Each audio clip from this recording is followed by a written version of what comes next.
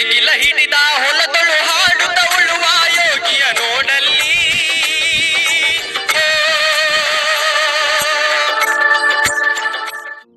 ಸ್ನೇಹಿತರೆ, ಇದು ಸ್ಲಾಶರ್ ಅಂತಂದೇಳಿ ಇದು 30 HP ಇಂದ ಹಿಡಿದು 50-60 HP ವರ್ಗನನ್ನು ನಾವು ಯೂಸ್ ಮಾಡ್ಬೋದು. ಇದು ಸ್ಲಾಶರ್ ಅಂತಂದೇಳಿ ಆ ಟ್ರ್ಯಾಕ್ಟರ್ಗಳಿಗೆ ಆ ಸೈಜಿಗೆ ತಕ್ಕಂಗೆ ಇರುತ್ತೆ. ಸ್ಲಾಶರ್ ಅಂತ ಹೇಳ್ಬಿಟ್ಟು ಇಲ್ಲಿ ಇದಕ್ಕೆ ನಾವು ಅಡಿಕೆ ತೋಟದಲ್ಲಿ ಹೆಚ್ಚಾಗಿ ಬಳಸ್ತೀವಿ. ಯಾಕಂತಂದ್ರೆ ಗರಿ ಇರೋದ್ರಿಂದ ನೋಡ್ರಿ ಕೆಳಗೆ ಚೈನ್ ಇರುತ್ತೆ. ಆ ಚೈನ್ ಇರೋದ್ರಿಂದ ಅದು ಸುತ್ತಿಗೆಳೋದಿಲ್ಲ. ಬೇರೆ ಮಲ್ಚರು ರೋಟೋವೇಟರ್ ಅಂದ್ರೆ ಎಲ್ಲ ಸುತ್ಕೊಂಡ್ಬಿಡ್ತತೆ. ಅದಕ್ಕೆ ಈ ಚೈನು ಫುಲ್ ಎಲ್ಲ ಪುಡಿ ಮಾಡುತ್ತೆ ಅಂತಂದೇಳಿ ಹುಲ್ಲು ಸೊಪ್ಪು ಸದೆ ಏನೇನಿರೋದಿಲ್ಲ ಹಂಗೆ ನೀಟಾಗಿ ಎಲ್ಲ ಪುಡಿ ಮಾಡ್ತತೆ ಅಂತಂದೇಳಿ ನಾವು ಈ ಸ್ಲಾಶರನ್ನ ಬಳಸ್ತಾ ಇದ್ವಿ. ಸ್ನೇಹಿತರೆ, ಇವತ್ತು ನಮ್ಮ ತೋಟದಲ್ಲಿ ಹೊಡಿಯಕ್ ಬಂದತೆ.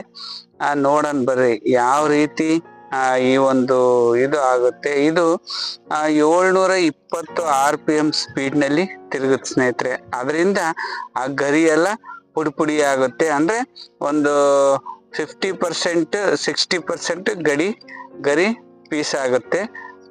ಇನ್ನು ಉಳಿದಿದ್ದೆಲ್ಲ ಹಂಗೆ ಹಿಂದಕ್ಕೇನೆ ತಳ್ಳಿಬಿಡ್ತದೆ ಸ್ನೇಹಿತರೆ. ನೋಡ್ತಾ ಇದ್ರೆ ನೀವು ಎಷ್ಟು ಇದೈತಿ ಅಷ್ಟು ಹೈಟ್ ಗಿಡ ನೋಡ್ರಿ ಈ ತರ.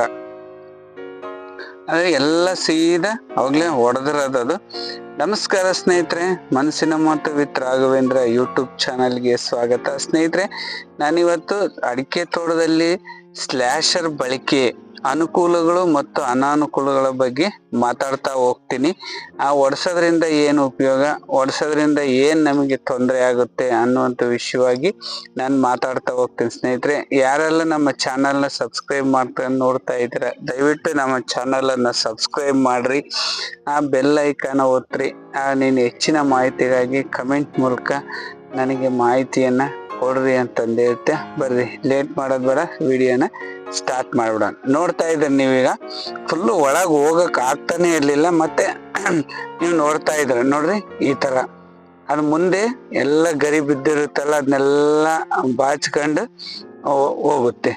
ಅದಕ್ಕೆ ಸೀದಾ ಎಲ್ಲ ಪುಡಿ ಮಾಡಿ ದೊಡ್ಡ ಪೀಸ್ಗಳನ್ನ ನೀವು ನೋಡ್ತಾ ಇದ್ರೆ ನೋಡ್ರಿ ಈ ತರ ದೊಡ್ಡ ಪೀಸ್ಗಳು ಅಲ್ಲೆಲ್ಲಿ ಸುತ್ತಮುತ್ತ ಇರಂಗಿಲ್ಲ, ವಿಡಿಯೋನು ಮಾಡಂಗಿಲ್ಲ. ಈ ವಿಡಿಯೋ ಮಾಡ್ಬೇಕಾದ್ರೆ ಕಣ್ಣಿಗೆ ಬಂದು ಬಿದ್ಬಿಡ್ತು. ಅಷ್ಟು ಫಾಸ್ಟ್ ಆಗಿ ಇದಿರುತ್ತೆ. ಸುತ್ತ 10-15 ಮೀಟ್ರು ಚಿಮ್ತಾ ಇರ್ತತೆ ಕಲ್ಲು, ಆ ಚೈನ್ ಹೊಡಿತಾ ಇರ್ತತಲ್ಲ ನೋಡ್ರಿ. ಅಷ್ಟು ದಪ್ಪ ಗರಿ ಇದ್ರೂನು ಅದು ಸೀದಾ ಎಲ್ಲ ಪೀಸ್ ಮಾಡ್ಬಿಡ್ತತೆ. ಅದರಿಂದ ನಾವು ಅಡಿಕೆ ತೋಟದಲ್ಲಿ ಮಲ್ಚರ್ನ ಒಡಿಸ್ಬೋದು.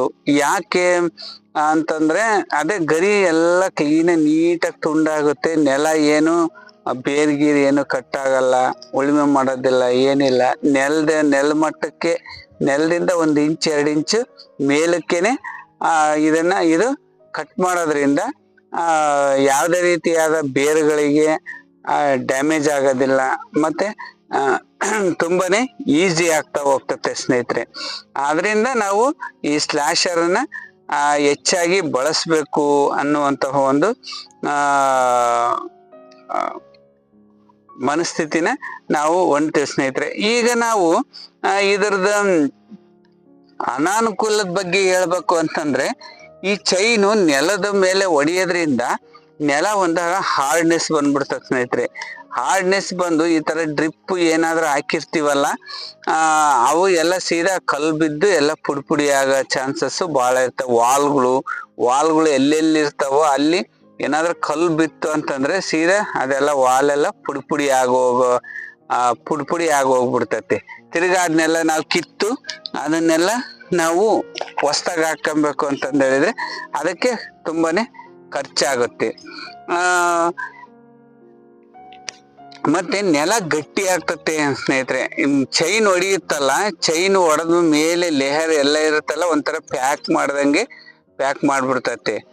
ಒಂದ್ ಸ್ವಲ್ಪ ಹಸಿ ಇತ್ತು ಅಂತಂದ್ರೆ ಸಿಮೆಂಟ್ ರೋಡ್ ಆದಂಗೆ ಆಗ್ಬಿಡ್ತತೆ. ಆದ್ರಿಂದ ಏನಾಗುತ್ತೆ ಅಂತಂದು ಹೇಳಿದ್ರೆ ಇಡಮುಂಡಿಗೆ ರೋಗ ಸ್ಟಾರ್ಟ್ ಆಗೋದಂತೂ ಕಾಯಂ. ಯಾಕಂತಂತ ಹೇಳಿದ್ರೆ ನನ್ನ ತೋಟದಲ್ಲಿ ಇಡಮುಂಡಿಗೆನೇ ಇರ್ಲಿಲ್ಲ. ತುಂಬಾನೇ ನೀಟಾಗಿ ಮೇಂಟೈನ್ ಮಾಡಿದ್ದೆ. ಈ ಸ್ಲ್ಯಾಶರ್ನ ಲಾಸ್ಟ್ ಕಳೆದ ಒಂದೂವರೆ ವರ್ಷದಿಂದ ಒಂದು 4-5 ಟೈಮ್ ಯೂಸ್ ಮಾಡಿದೆ. 4-5 ಟೈಮ್ ಯೂಸ್ ಮಾಡಿದ ತಕ್ಷಣನೇ ನನ್ನ ತೋಟದಲ್ಲಿ ಇಣುಮುಂಡಿಗೆ ರೋಗ ಕಾಣಿಸ್ಕಂತು. ಯಾಕಂತಂದ್ರೆ ನೆಲ ಟೈಟ್ ಆದ್ಮೇಲೆ ಆಟೋಮೆಟಿಕ್ ಆಗಿ ಇಡಮುಂಡಿಗೆ ರೋಗ ಸ್ಟಾರ್ಟ್ ಆಗ್ಬಿಡ್ತೈತಿ. ಲೂಸ್ ಆಗಿರ್ಬೇಕು. ಟೈಟ್ ಯಾವಾಗ ಆಗುತ್ತೋ ನೆಲ, ಅದು ಬೇರುಗಳಿಗೆ ತೊಂದರೆ ಆಗಿ ಅದು ಇಡಮುಂಡಿಗೆ ರೋಗ ಕಾಣಿಸ್ಕೊಳ್ಳೋ ಚಾನ್ಸಸ್ ಕಮ್ಮಿ ಇರುತ್ತೆ. ಅದರಿಂದ ನಾವು ಸಾಧ್ಯವಾದಷ್ಟು ಮಲ್ಚರ್ ಬಳಕೆನ ಕಮ್ಮಿ ಮಾಡಬೇಕು. ಇಲ್ಲ ಅಂತಂದ್ರೆ ಮಲ್ಚರ್ ಬಳಕೆನ ಒಂದು ವರ್ಷದಲ್ಲಿ 1 ಸಾರಿ 2 ಸಾರಿ 1 ಸಾರಿ ಹೊಡಿಯೋದೇನೆ ಸೂಕ್ತ ಸ್ನೇಹಿತರೆ. ಯಾಕಂತಂದ್ರೆ ಇಷ್ಟೆಲ್ಲ ತೊಂದರೆಗಳು ಇಟ್ಕೊಂಡು ನಾವು ಹೊಡೆದ್ರು ಅದೊಂಥರ ಎಲ್ಲ ನೋಡ್ರಿ ಒಂಥರ ಸಿಮೆಂಟ್ ಮಾಡ್ದಂಗ ಆಗ್ಬಿಡ್ತೈತೆ. ನಮಗೇನು ಅನ್ಸುತ್ತೆ ಏನಾಗಲ್ಲ ಅಂತ. ಕೆಲವು ನಮ್ಮ ರೈತ ಬಾಂಧವ್ರು ಹೇಳ್ತಾರೆ, ಸ್ಲ್ಯಾಶರ್ ಹೊಡಿಸ್ಬಿಟ್ಟು ರೋಟ್ರ್ ಹೊಡಿಸ್ಬಿಡು, ಹಂಗಾದ್ರೆ ಮಿದು ಆಗ್ಬಿಡ್ತೈತಿ ಅಂತಂದೇಳಿ. ಇವಾಗ ಹೆವಿ ವೆಹಿಕಲ್ಸ್ ಓಡಾಡಿರೋದೊಂದು, ತಿರ್ಗಾ ಚೈನ್ ಹೊಡೆದಿರೋದೊಂದು, ಇದೊಂದು ಎಲ್ಲ ಒಂದು ಮಿಕ್ಸ್ ಆಗ್ಬಿಟ್ಟು ನೆಲನ ಒಂದ್ ಸ್ವಲ್ಪ ಇದಾಗುತ್ತೆ. ಅನುಕೂಲಗಳು ಹೇಳೋದಾದ್ರೆ ಬಹಳ ಒಳ್ಳೇದು. ಯಾಕಂದ್ರೆ ಅಷ್ಟು ಸ್ಯಾದ್ರಿಗಳಿಗೆ ಹಾವು ಚೋಳುಗಳು ಅವೆಲ್ಲ ಇರ್ತವೆ, ನಾವು ಓಡಾಡಕ್ಕಾಗಲ್ಲ ಅದ್ರೊಳಗೆ. ಇದಾದ್ರೆ ಕ್ಲೀನಾಗಿ ನೀಟಾಗಿ ದಾರಿ ಮಾಡ್ಕೊಂಡು ಹೋಗ್ಬಿಡ್ತೈತೆ. ಆಮೇಲೆ ಗಿಡದ ಸುತ್ತಮುತ್ತ ಬೇಕಾದ್ರೆ ನಾವು ಕ್ಲೀನ್ ಮಾಡ್ಕೊಬೋದು. ನೋಡ್ರಿ ಇಷ್ಟು ಈ ಒಂದು ಲೆವೆಲ್ಲಿಗೆ ಎಲ್ಲ ನೀಟಾಗಿ ಕ್ಲೀನ್ ಮಾಡ್ತದೆ ಸ್ನೇಹಿತರೆ. ಈ ಮಾಹಿತಿ ಇಷ್ಟ ಆಯ್ತು ಅಂತ ಹೆಚ್ಚಿನ ಮಾಹಿತಿಯಾಗಿ ನೆಕ್ಸ್ಟ್ ವಿಡಿಯೋದಲ್ಲಿ ಭೇಟಿ ಮಾಡೋಣಂತೆ. ನಮಸ್ಕಾರ ಸ್ನೇಹಿತರೆ.